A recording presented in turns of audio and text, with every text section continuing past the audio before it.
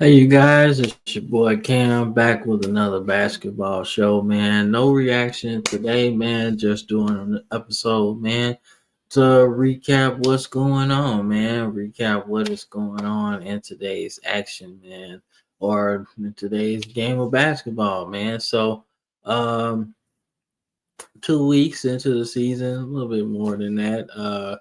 Compelling storylines and already some crazy injuries that's going to affect some teams, man. Will it affect them down the stretch? Don't know, but there's a lot to talk about today. So, you know the drill. Like and subscribe to the channel, man. Got a lot of great shows on the network, man. Anything that tickles your fancy, we got it, man. So, give us a subscribe and a like, man, and we're gonna keep on growing. But nonetheless, let's get into it, man. So right here is the Western Conference, man. As we stand 12 games or so into the season, man, the Thunder are the most complete team, in my opinion. They got everything inside, outside. Shea Gillis Alexander is a superstar. He takes what he wants on the basketball court, and he plays at a pace that's not too fast, not too slow. Like he just even killed, man. The question is, how much of a loss is Chet gonna be? He's out for 8 to 10 weeks. Um, and there's a damn fly in here, man. But anyway, he's out for like 8 to 10 weeks with a hip fracture, crazy injury. But that'll be interesting. The Warriors look like the Warriors of old, man. Curry and Clay had a very good clash a couple nights ago. Um, as Clay returned to the Bay. But Buddy Healed, man, like seems to be fitting in that role pretty good, man.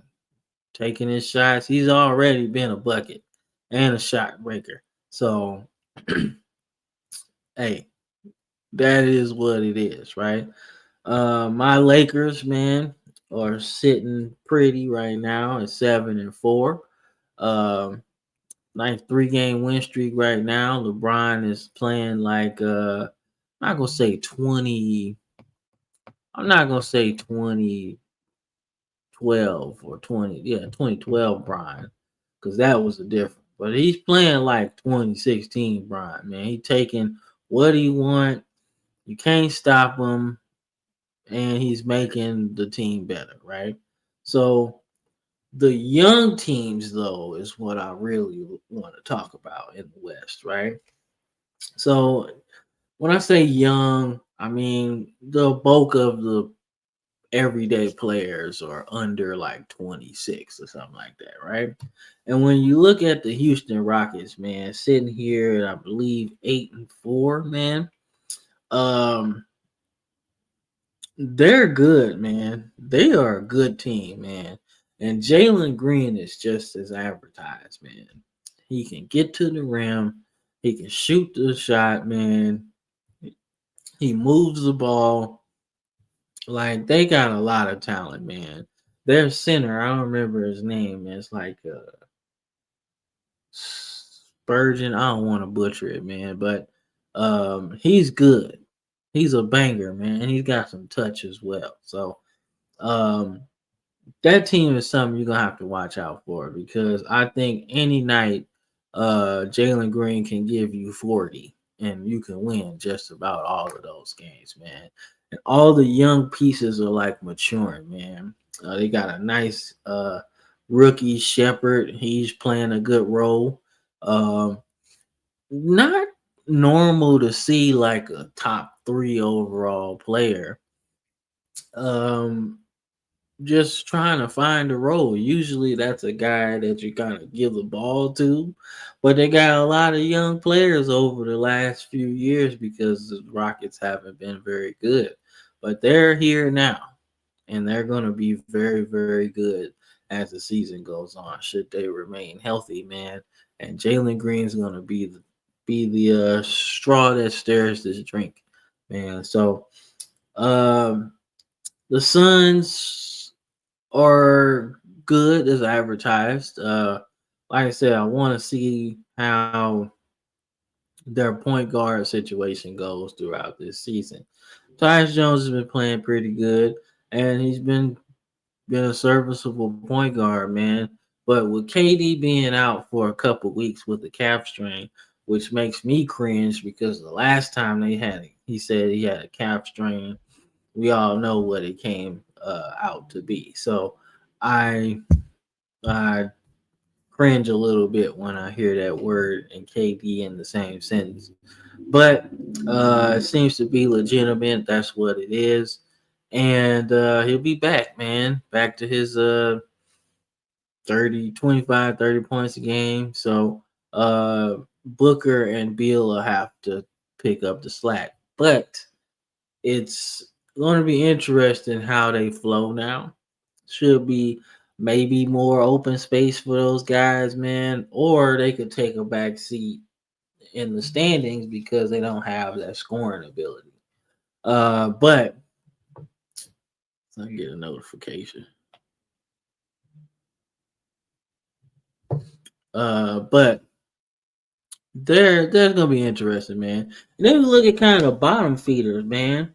Surprising to see the Dallas Mavericks so low. Um, definitely surprised to see that. Wasn't expecting them to be that low. Made the finals last year. Thought they would be pretty good, in my opinion. Um, but not so good. Not so good. At least right now, right? The Timberwolves are finding their way without Carl Anthony Towns, but Anthony Edwards is balling, so I expect them to move up. They'll win some more games. Title threat, don't really know, but I know Dallas should be pretty good. Then you look at the Timberwolves, man. They're trying, man. They got a young team as well, man. Scoot Henderson he's gonna be good. Um, and you just gotta see, man. Now the Pelicans have really one of the best teams in the league, right? The only problem is they can't stay healthy. They all can't stay healthy. And it sucks. It really does, man. They have Brandon Ingram, who's actually the closer for the team. Like he takes a lot of the late game shots. Um, but McCullum's out. They traded for DeJounte Murray. He's out. And then CJ, what is it? CJ McCullum's out. Um, who else is out? Zion is out. And DeJounte Murray's out. So these are this is 20 points from DeJounte, 10 assists, 2 steals a game. They missing that. McCullum can give you 20 points a game. Zion can give you 20 points, 10 rebounds a game. So you're missing a lot of action there. So the fact that they're so low in the West right now isn't surprising when you're missing so many pieces, man. The Jazz are a team figuring it out, man. They also have a young team, man. But they're a fighting team. They get beat, but they really fight, man. They had a really good game last night too. So um they're fighting, man. So the West got a lot of good teams. This could really flip the other way, some teams anyway. But the West is competitive, man. So um, it should be interesting to see how this season goes. But the Thunder are out to a fast start, man. But playing without Chet might actually not be that bad because they can really go small and really just be a fast break team. They get up and down real fast, and they got a lot of shooters on their team as well. So um, last team I want to talk about is the Clippers. Okay, Kawhi Leonard's not playing. We already know that. He's trying to work back from a knee injury. But let's give a big shout out to Nolan Powell, bro. Like, bro, Powell has been playing his ass off, man. Um, damn, hold up. Is that his name, bro? Let me look that shit up real quick. I don't wanna let me look that up, man. Is it Nolan or Norman Powell? Let me look that up. I don't want to say the wrong word, man. I don't want to say the wrong name. There we go. Norman Powell. My bad. Not Nolan Powell. All right. So Norman Powell is out here really balling, bro. Like he looks like a guy that's going to be an all-star this season, man. He's averaging almost 25 points a game.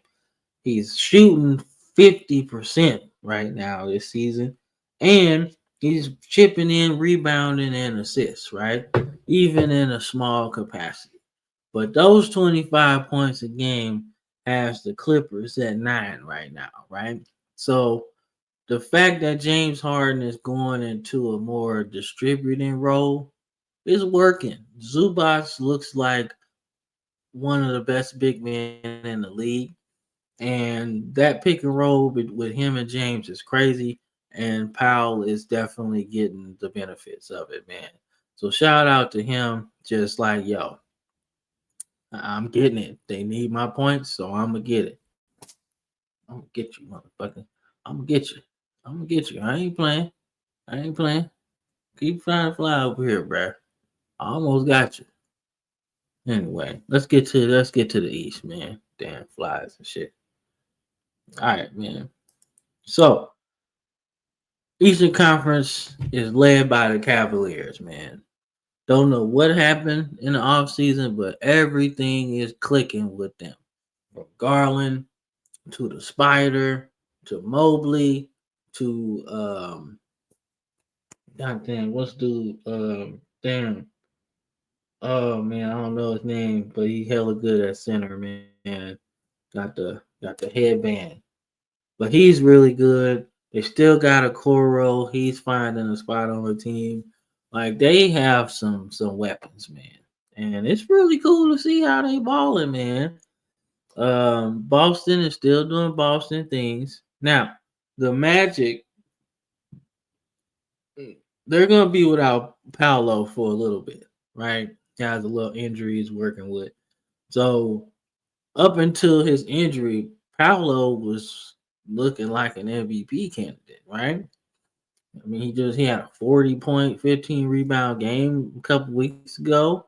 Like that looks good, man. So it's gonna be interesting to see how they look without him, because he's a big piece to be missing, right? But the Knicks, man, they are teetering a little bit. They go back, they go up, they go down, they win, they do this, do that. But Carl Anthony Towns has been playing like a man possessed, right? Couple of 30-point games, 15 rebound games, man. Like the pick and roll between him and Brunson is really good, man. And Brunson is getting a whole lot better at distributing that ball too, man. Because Mikal Bridges is eating, uh OG's eating as well. So their team is pretty good, man, if you think about it. They're gonna be a threat in the playoffs, man. For surely they're gonna be a threat in this Euro, this NBA Cup too. Then we got the Pacers at 5. The Pacers have a pretty good team as well, man. Halliburton, obviously he's a pass first guard, but they are still looking good, man. Miles Turner looking good. Pascal is looking like a top 15 player in the NBA. Like he's really worth all the money they paid him. So they look good too, man. So they're not that bad, man. They're not that bad. And they're gonna probably be in this position at the end of the season, man. 4 or 5. I think the best they finish is 3. Uh, but they're gonna be in the middle of the playoff race. Let's just say that. And then you got the Bulls, man. So the Bulls, if I'm not mistaken, they lost DeRozan in the offseason. So the floor is open. Kobe White is one of those young up and coming point guards. And then you got Zach Levine, man. So the floor is opened up a little bit for him. And he is doing his thing, man. I think he could be a 25 plus game points per game guy. Like he could score 25 a night easily. The only thing is health, man. And Kobe White could play off the ball, but they also missing Lonzo right now. Lonzo had this long, extensive health issues, man. So it was good to see him back, but he's out again with something. And he was looking good, man. He really looked like he was coming into his own. So hopefully he can come back, man. So then we go to the Hawks at 7. The Hawks are an intriguing team because they got a lot of talent too, right? Got the first overall pick. I can't remember his name. Riche, something something. I don't want to butcher his name, man. But they got the first overall pick, and it's like, yeah, they ain't using them like they should. Yeah, Trey is still there, and Trey is gonna give you 28 a night. He's that guy. But I'd like to see more from the first overall pick, man. Let's get him more involved. He had a 33-point game about a week ago.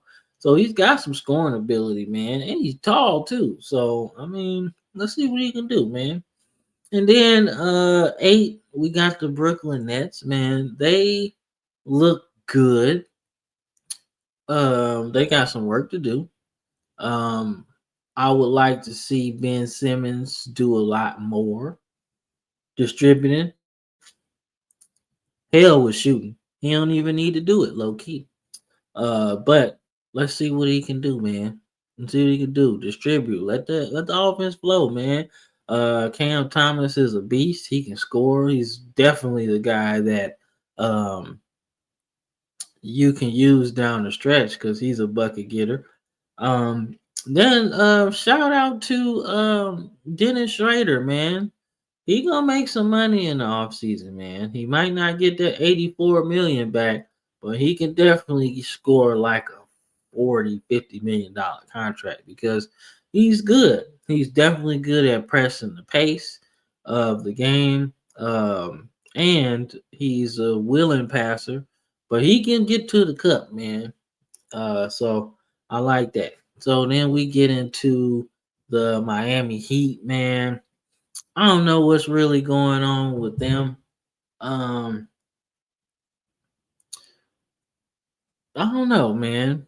I don't know. They're an intriguing team in my opinion because when you think about the Heat, man, they got Jimmy Butler, they got Bam, and they got Tyler Hero, but that feels like that's it. Like just feels like they missing something. Like when I think about every other team above them at this point, like they all got a counter to your counter, right? But you got Bam and you got Jimmy Butler and you got Hero, man. But what about the bench? I don't see it. Maybe they can fix it, but they just don't look like a cohesive unit right now. And that's just what it is, bro. But then you look at the Pistons right below them, and they seem to be figuring it out. Let's just run everything through Cade Cunningham, whether it be at the beginning of the game or the end of the game, and we're getting good results. This team was horrible last season, and they've completely flipped the script, man. Being at 10 at this point in the season is really good. It's early, yes, it is. So we're not gonna discount that. But the fact that they're giving him the ball and just letting him do his thing is showing good dividends. And they have some good players too, some good young players. You talking Cade, we're talking Duran, we're talking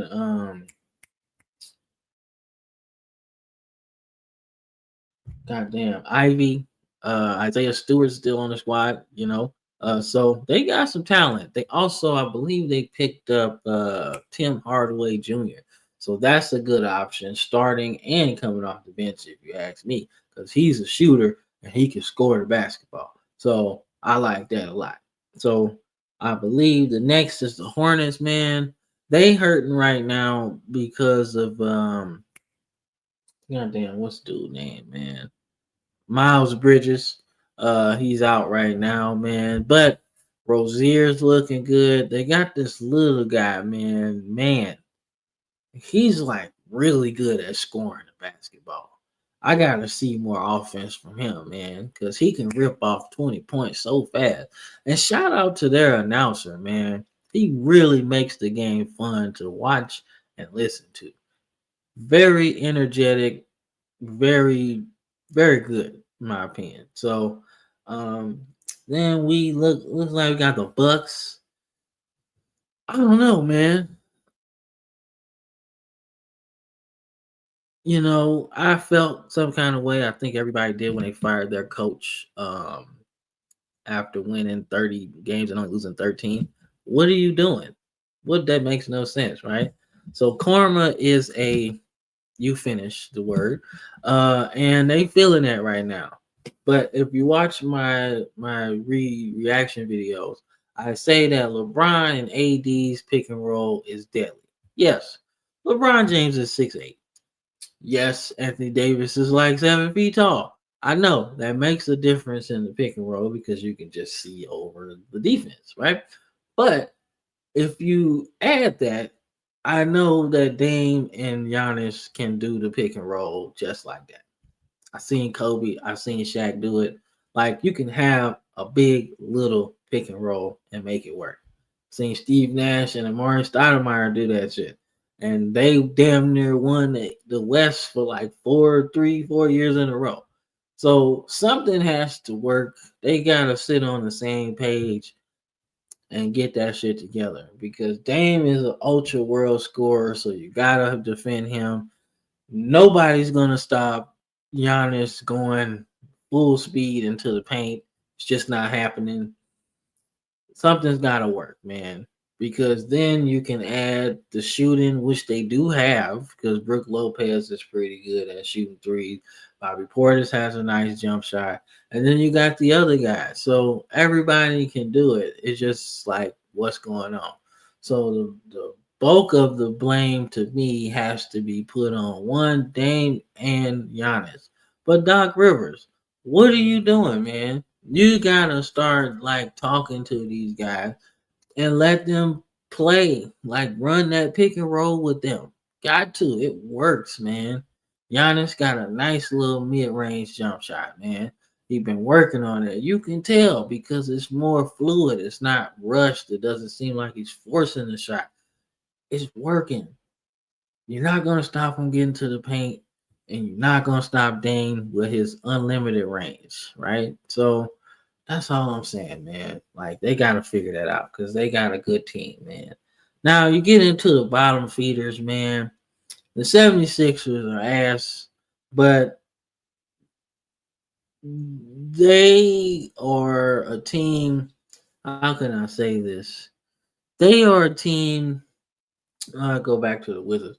But the 76ers out of the three bottom feeding teams, um, I'm gonna catch you. I'm gonna catch you. I'm gonna catch you. You keep flying around here. I'm gonna get you. Anyway, um, but the 76ers are intriguing to me because you look at Embiid, right? He's had an injury history.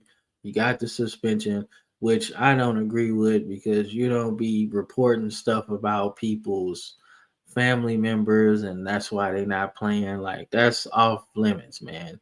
If you're gonna report about the game, talk about the game.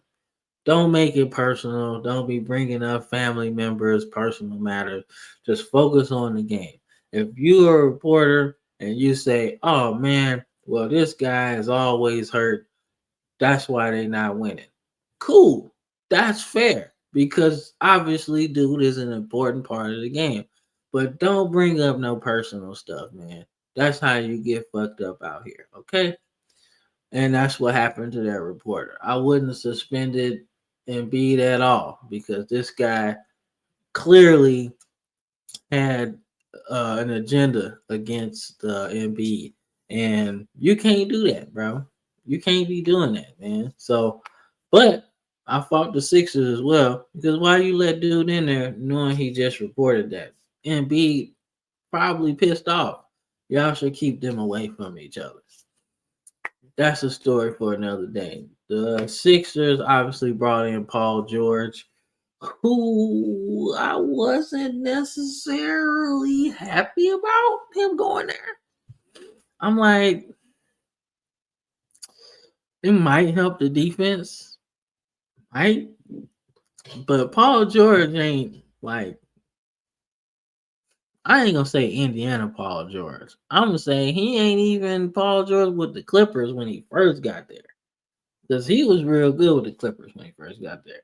So I don't really know the what they were gonna do with this team, in my opinion. Then you got Embiid sitting out back to backs, which doesn't necessarily help team camaraderie at all. Like then Paul George want to do it too, and I'm like, that ain't gonna be good. And then Maxi's hurt as well. So this team is just struggling to kind of grab their footing. It's like they're slipping down a slippery slope, man. And yeah, we'll see, man. So the Wizards are in a different place, right? The Wizards have a lot of good talent, man. They got a lot of good talent, man. Like when I think about the Wizards, man, I think about their rookie Sar. I really like him. I like him a lot. Like there's been a lot of talk about this rookie class not being the best, but I think as the season goes on, these rookies are gonna find a niche, right? I think Zach Edey in Memphis is one of the ones that's figuring out his role, right? And then Sar is next because he's averaging, I want to say, like 9 and 6 already. Not obviously, speaking on like really high draft picks, right? You want a guy drafted second overall to be more of a dominant scoring threat, right? Just get your fucking hold up, hold up, hold up. I'm about to tear this motherfucker up, man. Be right back. My bad. My bad. So I was talking about Sar and the uh, Wizards, man. Jordan Poole has to be the guy, right? He's the scoring threat, he's the distributor, everything, man. But if him and Sar can get on the right page, they gonna have a nice combo, man. He's a young player. He's only like 19, 20. So he's got time to figure it out, right? But then you end with the Raptors, man, who might be bad right now. But I swear, every game that I've watched them play, they've been fighting, man. Like I feel like they've been in just about every game that they have been in. Um, I love what RJ Barrett's doing. He's looking like he's really coming into his own as the two-way player type of guy that we thought he would be. So I'm excited to see what happens with the Wizards, man. But that's the Eastern Conference to me. Now, do I think the Cavaliers can keep this going? not undefeated anyway, but they're gonna win a lot of ball games because they have a lot of talent, man. But the most important person on their team, I have to stress this, is Evan Mobley. He gives me Chris Webber vibes, man. The point guard that can start the offense, the power forward that can start the offense. He's got a nice shot. He doesn't slack up on defense. He's a grinder on the boards as well. So I think he's perfect, man. He's perfect. He's the most important player. They don't win a title or get to the Eastern Conference Finals without Mobley. Let's just say that. So Garrett Allen, there we go. That's the guy's name. All right, he's good too. He's important. All right, let's continue, man. All right, man.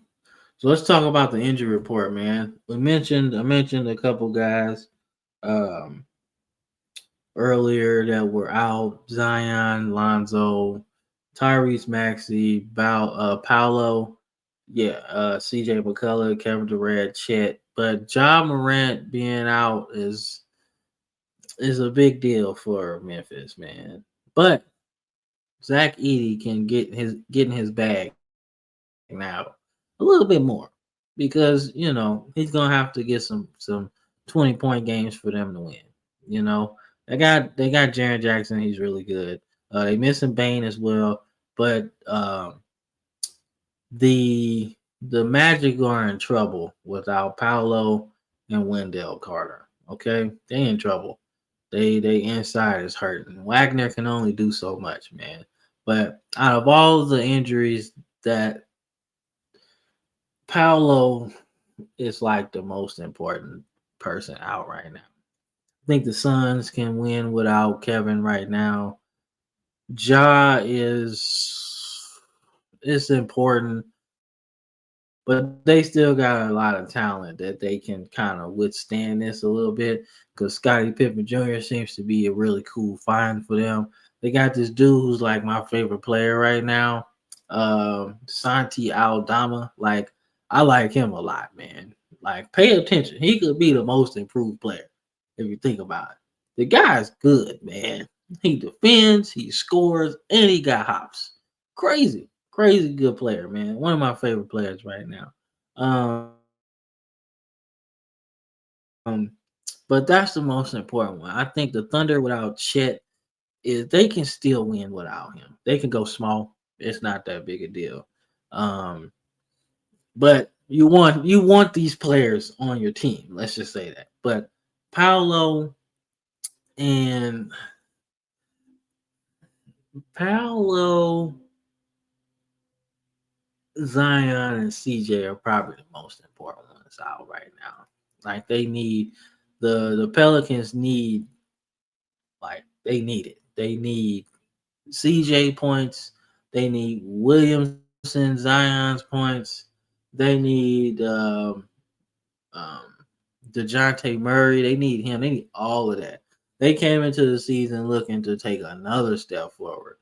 And hey, man, they need him a lot, man. But those are the most important ones out that like these injuries are going to affect them moving forward, in my opinion.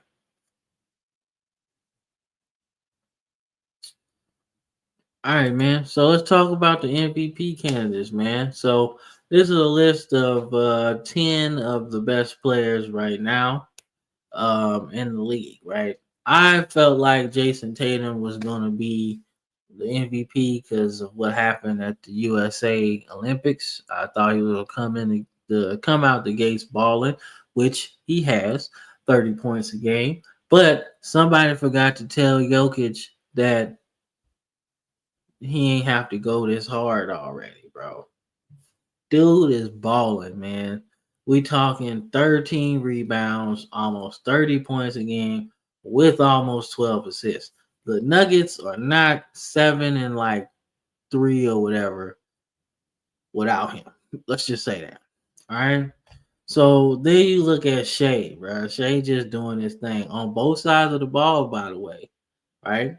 Like a lot of people keep saying that Jokic ain't good, but I see almost 2 steals, 1 block a game so far. Come on, man. He doing something on defense. And then you got Shea Gillis Alexander, man, SGA for short, with almost 2 steals and a block a game. So the defense is there, man. But let's give a big shout out, man, to Anthony Davis, man. 30 points so far this season, man. And he's battling an injury. You know? If he could get some calls, like he would be pretty good too. He's 80 clip from the free throw line. Like, come on, man. Let's get it, right? And you see Evan Mobley is in this list as well. I'm telling you, he's the most important person on the Cavaliers right now. They don't win without him, man. 17 points, 8 rebounds. He moves the ball with almost 3 assists a game. He's got the blocks and the steals, man. Like, come on, man. 80 from the free throw line. Like, that's a complete player, right? Then you look at Jalen Williams, right, who probably won't get it because SGA probably would be the one to get it. But don't discredit his importance, man. He's a Swiss Army knife. 3, 4, 5. He can guard. He can play the 3 and 4 to 5. Like he's that good, man. Darius Garland's good. Like, come on, man. This is a really good list, man. Really good list of really good players. Demontis has been the modern big man, so but right now I would have to give it to Jokic because when you look at the way he's going about his business, right?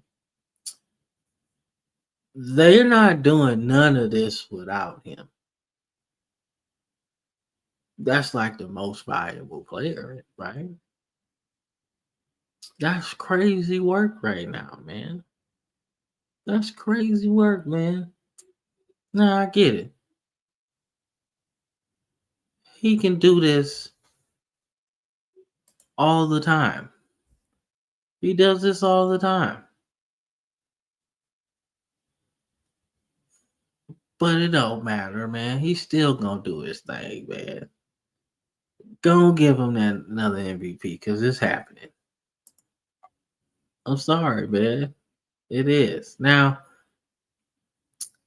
if Davis can keep this scoring clip up, he gonna make some noise, right? Jason Tatum, he continues to keep his scoring up. He gonna be in here. But Jokic is ridiculous, man. That's all I gotta say. But get in the comment section and let me know what y'all think. Who gonna win MVP this year?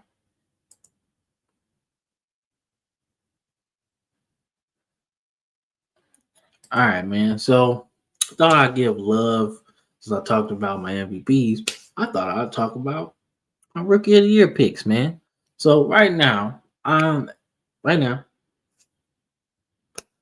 think Edie is in the lead. He's averaging like 14, I think, and got like almost a double double a game. He should. He's 7-4. But he's like I said, this class is tough because everybody that got drafted is in a situation where they're in a kind of find your role, your niche, and contribute type of draft picks. I think of Edie, he's in a good spot because he's starting. He's a big center. He's the one cleaning up the mess. Defense too. He's got a shot as well. He's in the good spot to really do some damage, right? I think of the Atlanta Hawks pick Ricochet. I think that's his name. He's in a weird spot because he's not the guy. Trey's the guy, so he has to kind of wait for the ball to be put in his hand most of the time because he can't really go and get his own shot right now, right?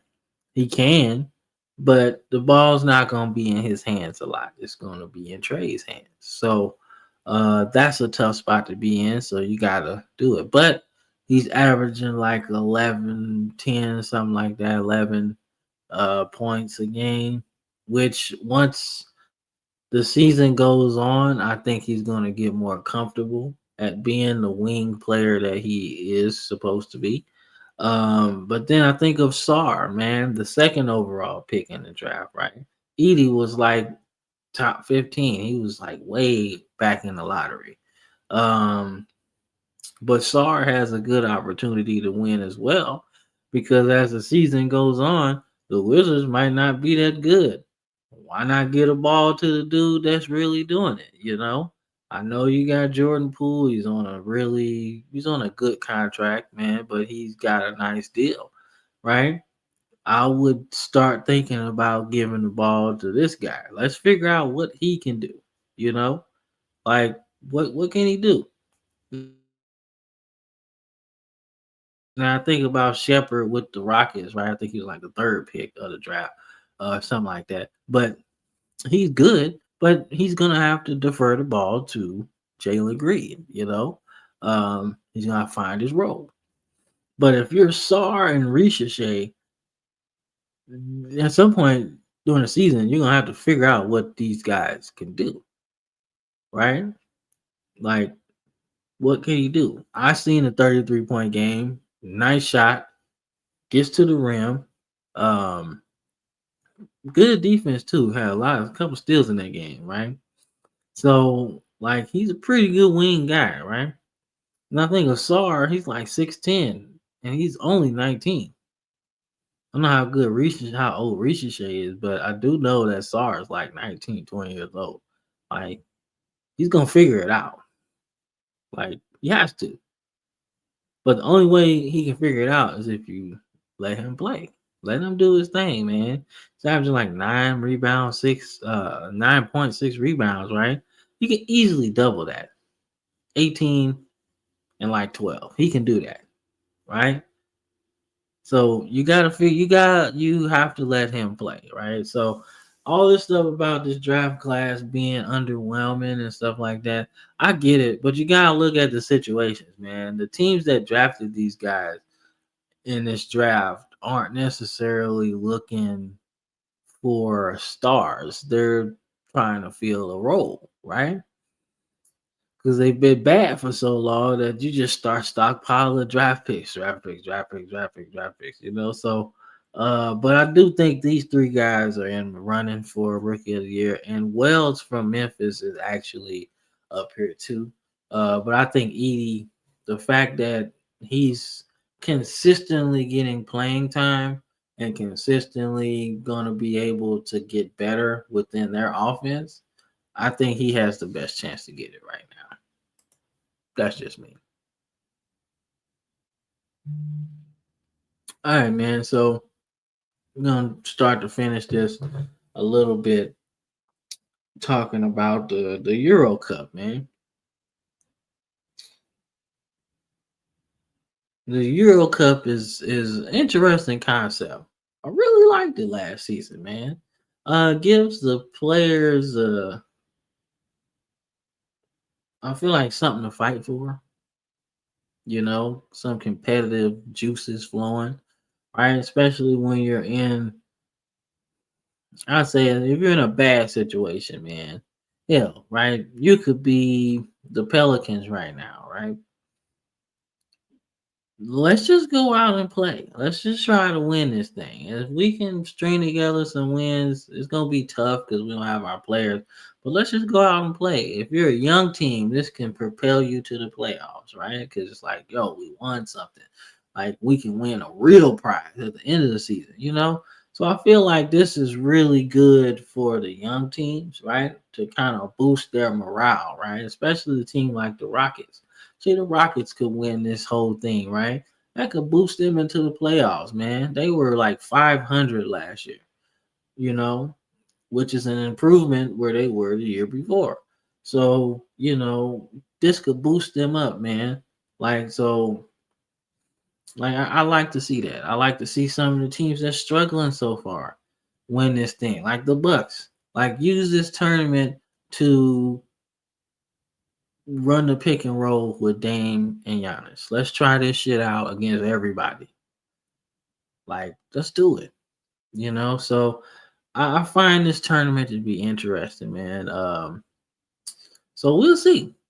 We'll see, man. I'm interested to see what um what happens because the last game was really good. Last year was really good. It was Pacers and Lakers. Lakers ended up winning the whole thing. That was really cool. The Pacers propelled that to a really deep playoff run. The Lakers struggled. No shade, but it definitely wasn't the players' fault. Let's just say that. Which I actually didn't know. I thought it was just we weren't that good. But when you dig into the weeds of the team, Darvin Ham really didn't know what he was doing, bro. Like, bro, you gonna tell me Terrion Prince is like he's a good player, but he shouldn't be messing up the flow every game, right? You shouldn't be messing with the lineup like that. So, but nonetheless, man, JJ Redick doing really good. Just throw that out there. But in the Eastern Conference, man, it should be interesting. This is gonna be a fun tournament either way. But I like to see the young teams really use this opportunity to really stick a fork in some of these older teams. Let's figure it out. The Western Conference is the same thing, man. Like to see a team, I like to see Powell for the Clippers use this as like, okay, this my coming out party for real. Averaging like 25, 26 right now. Let's really go at this and do this. The Rockets, like I said, young team, use this NBA Euro Cup thing as opportunity to win. Golden State, this could propel them into continuing to be that top team in the West. The Nuggets, like all of that. So I like to see it. So I like the concept of it. It gives like I said, the young players an opportunity, young teams an opportunity to get to the playoffs, man. Boost their morale, man. Win some really meaningful games, right?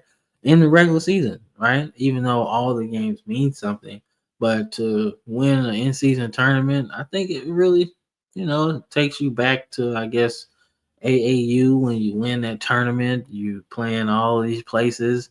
You feel good playing these tournaments, man. Like, damn, we won. Okay, now let's see where else we can go. State championship, playoffs, things like that. So, I think it's a good concept, man. That's all I'm saying. But I'm excited. There's some good games so far. Detroit had a nice game against what it was. Was that Miami? They played against in that first game. I think it was. Kate Cunningham was good too. So that's my guy. I like Kate Cunningham, man. 6'6" point guard, bro. Come on, they don't make that. They don't make those. They don't make those on trees or whatever. But nonetheless, man. That's the show. Um, did a did a nice 50-minute show, man. So y'all know what it is. Like and subscribe, man. I hope y'all enjoy my takes on basketball, man.